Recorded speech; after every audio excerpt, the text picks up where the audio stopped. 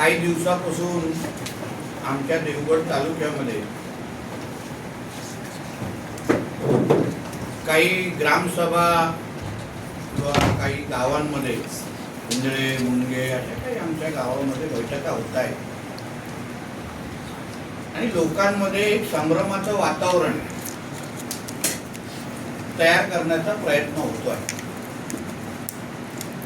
मी स्वतः या भागाचा लोकप्रतिनिधी आमदार आहे। ज्या गावांमध्ये ज्या बैठका होत आहेत तिथले जिल्हा परिषद सदस्य आमचे भाई पारकरजी आहेत, पंचायत समिती सदस्य आमच्या सदा उगलेजी आहेत आणि ज्या जनतेने आम्हाला निवडून दिलेलं आहे त्या जनतेशी आम्ही बांधील आहोत, कारण का आम्ही त्यांचे सेवक आहोत आणि आमच्या जनतेला कुठल्याही पद्धतीने त्रास होत असेल, कुठलाही संभ्रम असेल, गैरसमज असेल तर तो दूर करणं हे आमचं कर्तव्य म्हणून मी आज ही पत्रकार परिषद आम्ही घेतो आहे। मी राज्य सरकारचा प्रतिनिधी म्हणून, कॅबिनेट मंत्री म्हणून आणि या जिल्ह्याचा पालकमंत्री म्हणून पण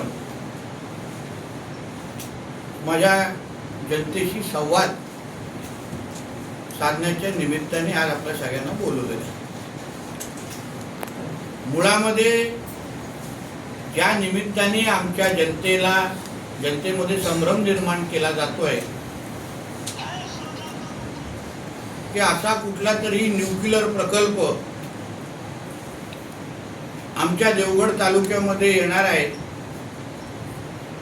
ज्याच्यामुळे आंबा काजू सगळं नष्ट होणार आहे, सगळं राख रंगोळी होणार आहे, अशा पद्धतीची भाषणं आणि अशा पद्धतीची संभाषणं गावात पातळीवरच्या बैठकीमध्ये होत आहे। मुळात या जिल्ह्याचा पालकमंत्री म्हणून माझ्या बरोबर जिल्ह्याच्या जिल्हाधिकारी घोडमिसे मॅडम असतील, तिकडचे जिल्हा परिषद पंचायत समिती सगळ्यात आम्ही लोक मुळामध्ये ह्या प्रकल्पाची माहिती आतापर्यंत आमच्या कोणाकडेच आलेली नाही।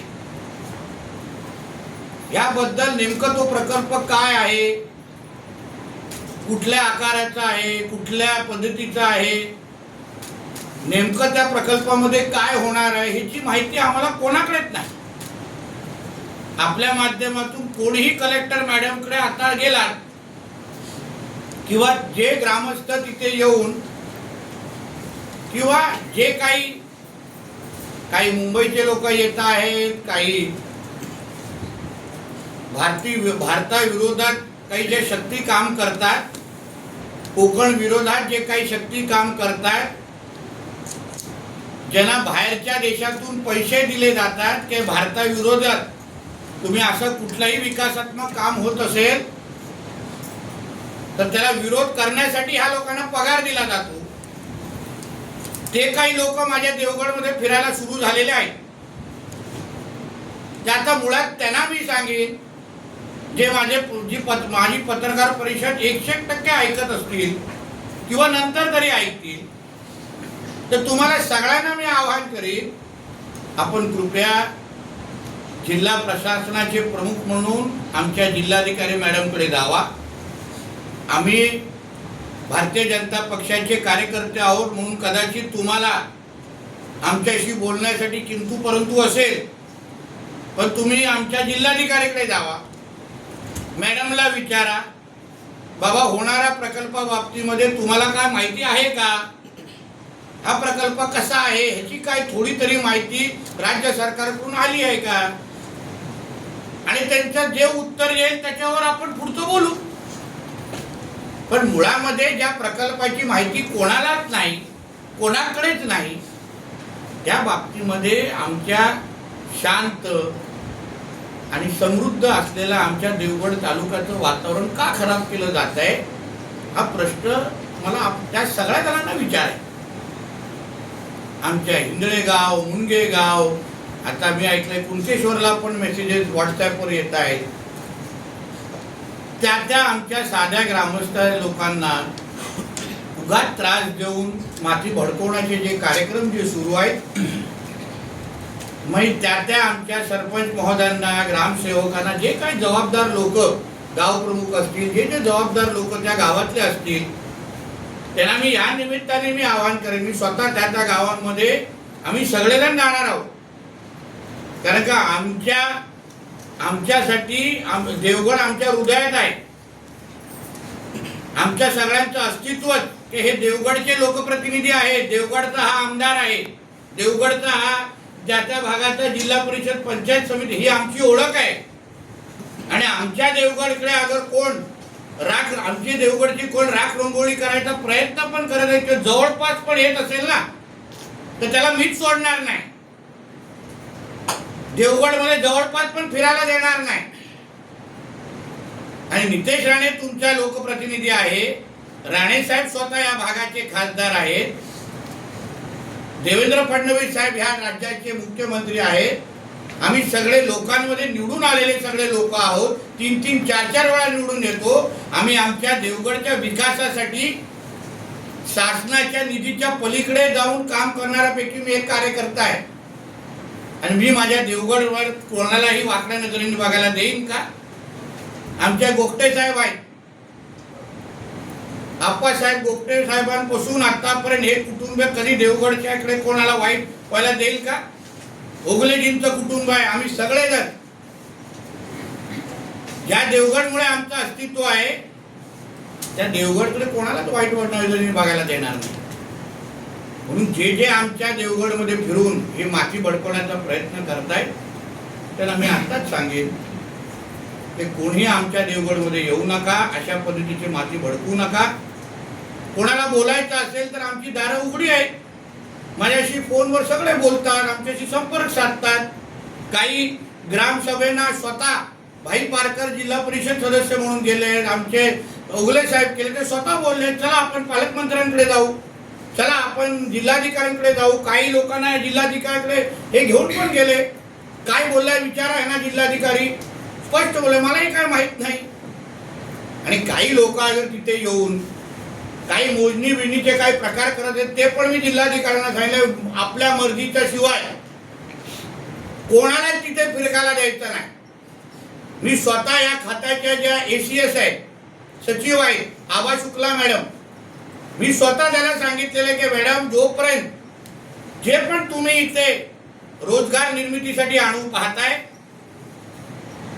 उद्या सोलारचा प्रकल्प असू शकतो, उद्या पवन चक्कीचा प्रकल्प असू शकतो, कुठला असू दे, आम्हाला कोणालाच माहित नाही ना कुठला प्रकल्प आहे.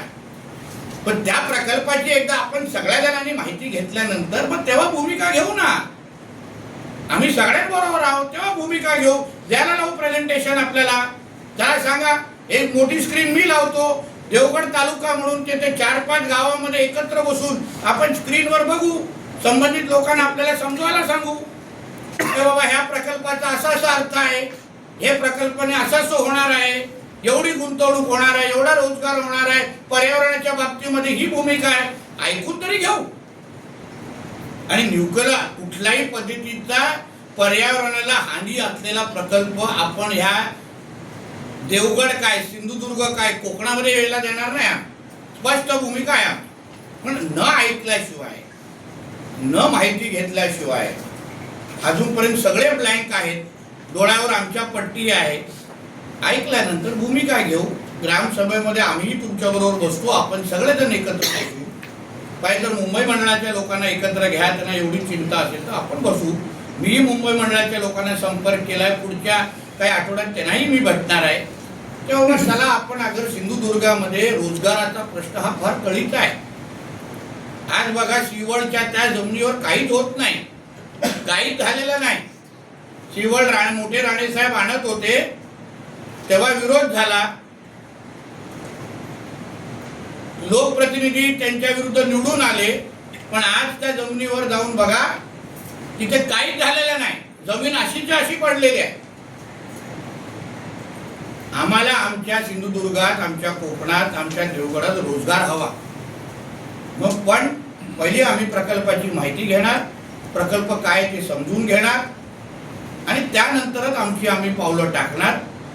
आमची मुलं जे आज घरी बसलेली आहेत, पिढ्यानपिढी घरी बसलेली आहेत, काही शिकलेली मुलं, चांगली शिकलेली मुलं शिकल्या मुंबई, पुणा, नाशिक, गोवा, काही बाहेरगावच्या देशात जातात. आमच्या विजयदूर गिरियेच्या भागामध्ये बघा, सगळी अर्धाचं अर्ध गावं खाली आहेत, तरुण सगळे बाहेरगावच्या देशामध्ये जाऊन राहत आहेत. तर रिव्हर्स मायग्रेशन हा मुद्दा आमच्यासाठी अत्यंत महत्त्वाचा आहे. आम्हाला आमच्या मुलांना, आमच्या तरुणींना परत आमच्या देवगडात, परत आमच्या सिंधुदुर्गात आणण्यासाठी प्रकल्प इथे आणायचे आहेत, पण पर्यावरणाला पोषक असतात. ही आमच्या महायुतीच्या सरकारची, आमच्या मुख्यमंत्र्यांची, दोन्ही उपमुख्यमंत्र्यांची स्पष्ट भूमिका आहे. मी सरकारचा प्रतिनिधी म्हणून आमची भूमिका स्पष्ट करतोय. पर्यावरणाला हानी असलेला कुठलाच प्रकल्प आमच्या कोकणामध्ये आमच्या देवेंद्र फडणवीस साहेबांना आणायचा नाही. आम्ही त्यांनी आणू इच्छित नाही. ही त्यांची स्पष्ट भूमिका त्यांच्या मंत्रिमंडळामध्ये काम करणारा मंत्री म्हणून मी तुमच्यासमोर मांडतोय, देवगडचा आमदार म्हणून तुमच्यासमोर मांडतोय. आणि म्हणून या निमित्ताने आपल्याला स्पष्ट सांगेन, आम्ही देवगडच्या विकासाला प्राधान्य देणाऱ्यापैकी आम्ही लोक आहोत. आतापर्यंत देवगडमध्ये विविध प्रकल्प असो, मोठ्या प्रमाणामध्ये निधी आम्ही आणतोय. आज देवगडचा आमदार हा पालकमंत्री आहे, कॅबिनेट मंत्री पण आहे. मोठ्या प्रमाणामध्ये निधी आमच्या राज्य सरकार, केंद्र सरकारच्या माध्यमातून देवगडात येते आहे. भविष्यामध्ये रोजगार निर्मितीचे प्रकल्प देवगडमध्ये येणारच आहेत, जिल्ह्यामध्ये येणार आहेत. माझ्या बंदर खात्याच्या माध्यमातून मी प्रकल्प आणतोय. बोर्ड बनवणारा कारखाने येत आहेत. एन्सिलरी युनिट आणतोय, हॉटेलचे प्रकल्प आणतोय. पण प्रकल्पाची माहिती न घेता मी आपल्या सगळ्यांना जाता विनंती आपल्या माध्यमातून माझ्या ग्रामस्थांना करीन, इथूनही करीन, त्यांच्याकडे जाऊनही करणार आहे. पहिलं चला आपण एक देवगड एक कुटुंब म्हणून आपण बसून पहिलं प्रकल्पाची माहिती घेऊया. अगर येत असेल तर मी संबंधित अधिकाऱ्यांना तुमच्या गावामध्ये आणीन, तुमच्या समोर आणीन. आपण एकत्र मिळून तुमच्यावर बसून मी पहिली प्रकल्पाची माझ्याबरोबर जिल्हाधिकारी पण असतील, संबंधित खात्याचे अधिकारी असतील, प्रकल्पाची माहिती घेऊया. माहिती ऐकल्यानंतर देवगडकरांची आणि सिंधुदुर्गाची जी भूमिका असेल ती आमची भूमिका असेल, ही स्पष्ट आमची भूमिका आहे हे सांगण्याच्या निमित्ताने पत्रकार परिषद बोलवली होती. धन्यवाद.